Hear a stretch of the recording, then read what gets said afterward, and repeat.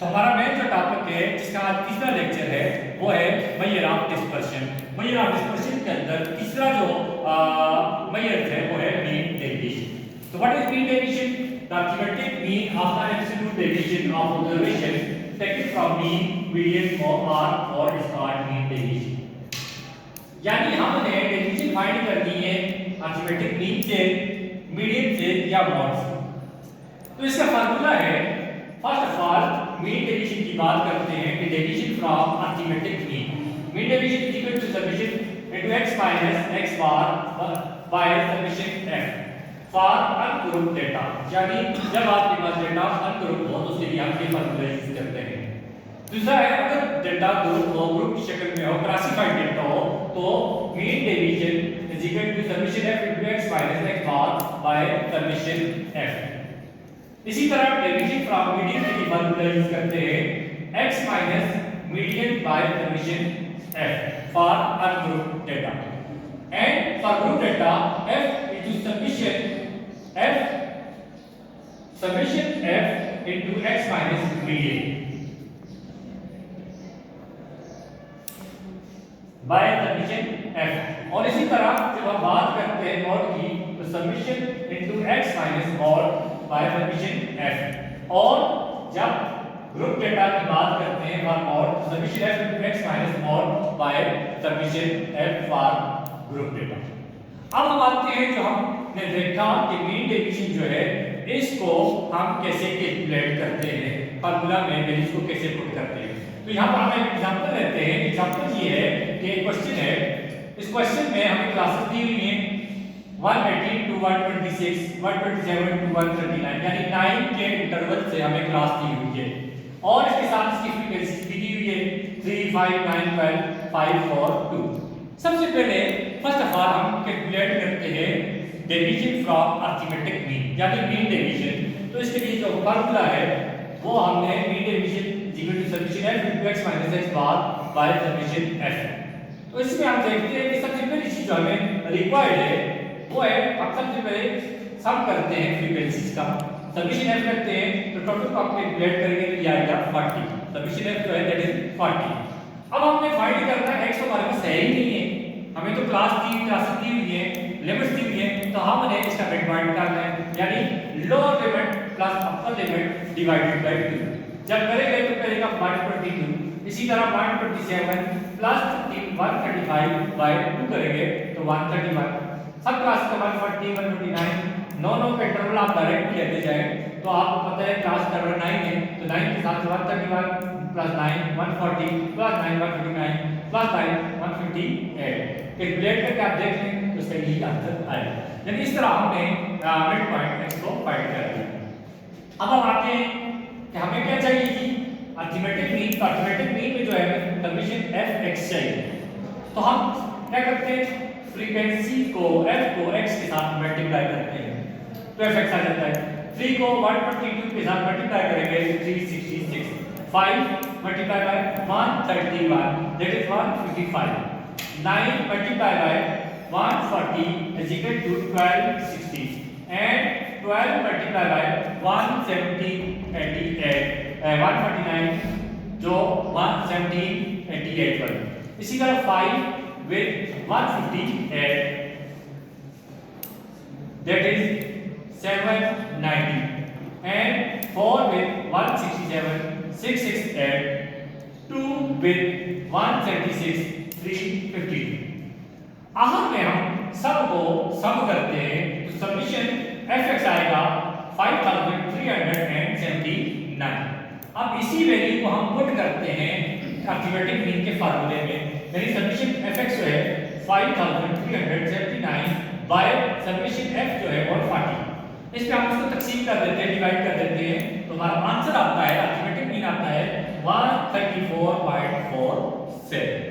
तो हमने पहला स्टेप कर दिया मीन डेविएशन के लिए, यानी हमने मीन फाइंड कर दिया। अब मीन फाइंड करने के बाद हमने उसकी डेविएशन लेनी है कि अब मीन की वैल्यू ऑफ वेरिएबल के साथ कितनी डेविएशन है। तो इसको हम लिखते हैं x यानी value of variable minus mean, x bar mean, इन दोनों की हम फर्क लेते हैं। तो x जो है यहाँ पर है 122 और x बार है 134.47, तो इसमें से माइनस करेंगे तो -12.47। इसी तरह 131 माइनस 134.47 जो है -3.47। इसी तरह 140 माइनस 134.47 5.53, 149 माइनस 134.47 14.53। इसी तरह 158 में से 134.4 तक माइनस करेंगे तो 23.53, 167 में से 134.47 करेंगे तो 32.53, 176 में से 134.47 माइनस करेंगे तो ये आ जाएगा 41.53। अब यहाँ पर कुछ वैल्यूज जो है वो नेगेटिव हैं और कुछ पॉजिटिव हैं, तो इस नेगेटिविटी को खत्म करने के लिए हम x माइनस x बार की यानी मीन डेविएशन की स्टैंडर्ड फॉर्म देंगे। ठीक है, ये जो लाइन है इसकी स्टैंडर्ड फॉर्म है। जब स्टैंडर्ड फॉर्म देंगे तो माइनस की सिंबल चेंज हो जाएगी, खत्म हो जाएगी, ये प्लस हो जाएगा। तो 12.47 3.47 5.5 और इस तरह सब वैल्यूज को हम लिखेंगे। अब हमें क्या चाहिए f into standard form of mean deviation यानी x माइनस x बार। तो इसको x माइनस x बार यानी मीन डेविएशन की स्टैंडर्ड फॉर्म को हम f के साथ मल्टीप्लाई करेंगे तो ये आ जाएगा 12.47 मल्टीप्लाई बाय 3 करेंगे तो ये आ जाएगा 37.41, 3.47 मल्टीप्लाई बाय 5 17.35, 5.53 को 9 के साथ 49। इसी तरह सब हम x माइनस 1 की वैल्यू को की कोरस्पोंडिंग फ्रीक्वेंसी के साथ हम इसको मल्टीप्लाई करेंगे तो इसकी जो वैल्यूज आएगी आखिर में हम सबका सम ले लेंगे यानी submission f into x minus x बार यानी standard form of mean deviation को f के साथ, तो इसका सब्मिशन आएगा 609.72। अब हमने इसी वैल्यूज को मीन डेविएशन के फार्मूले में पुट करना है। मीन डेविएशन का फार्मूला क्या है? Mean deviation is equal to submission f into standard form of x minus x bar divided by submission f। तो ये submission f into x minus x bar क्या था 609.72 बाय सब्मिशन f है 40। जब आप इसको इसमें डिवाइड कर देंगे तो हमारे पास मीन फ्रॉम मीन डेविएशन जो है वो 15.243 यानी डेविएशन फ्रॉम अर्थमेटिक मीन जो है 15.243।